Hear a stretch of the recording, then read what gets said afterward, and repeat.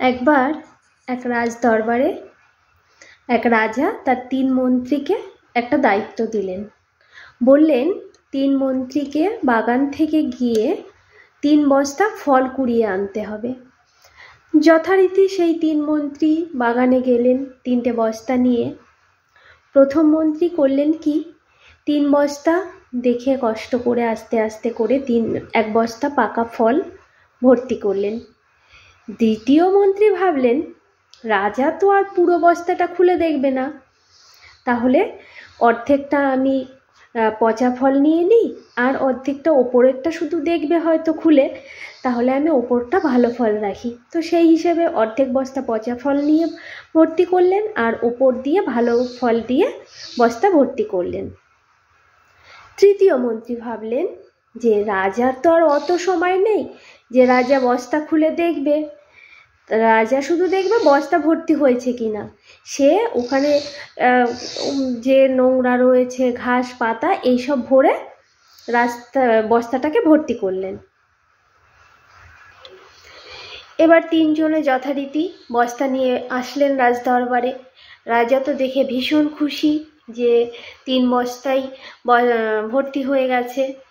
এইবার তৃতীয় মন্ত্রী ভাবছে আমি তো ভীষণ চালাক, আমি কষ্ট করে আমার বস্তা ভর্তি করতে হলো না। তো নিজের বুদ্ধির নিজেই প্রশংসা করলো।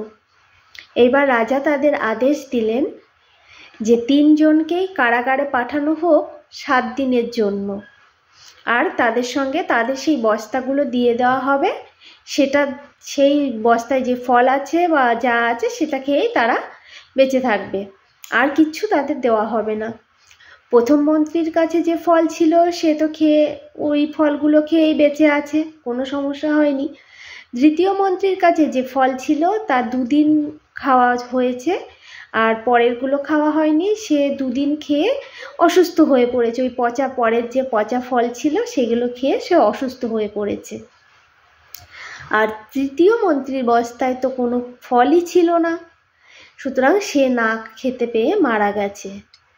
তো আমাদের জীবনও ঠিক এই রকমের, আমরা যেইভাবে নিজেদের তৈরি করব, যেইভাবে কর্ম করব, ফলটা কিন্তু আমরা নিজেরাই ভোগ করব। সুতরাং বাচ্চারা, তোমরা যদি পড়াশোনায় ফাঁকি দাও, বড় হয়ে কিন্তু সেই ফলটা তোমরা নিজেরাই পাবে।